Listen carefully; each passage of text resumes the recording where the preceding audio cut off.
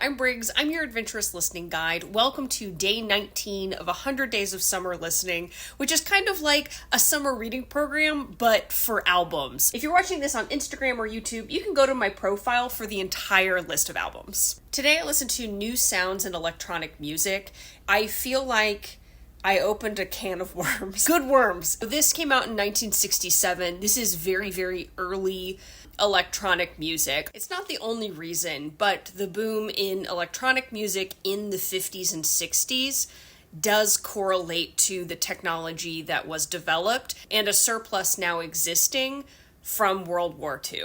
I am not saying that war is a good thing. In a post-war economic era, you will have the technology that had been developed be applied to art. In this case, I believe there was a lot of surplus that was available, which kind of led to more experimentations as far as like oscillators and radio parts. The producer of this album was a composer named David Berman. This album has 3 different works on it. They're all extremely culturally important, but I want to talk about the piece by Steve Reich. This is an early piece of process music where the process of manipulation, the result of that is the piece in the end. So this is physically manipulating tape, and then the process of manipulating it kind of creates the piece as it's being recorded. So the piece Come Out is part of a recording from one of the Harlem Six, which were 6 individuals who were accused of murder in New York in the 60s. This individual had to open a bruise on his body to prove to authorities that he had been beaten and abused in jail.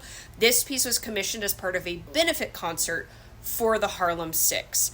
So I just wanted to point this out because music is an incredibly powerful tool. It's a way of telling stories and it's a way of reaching people.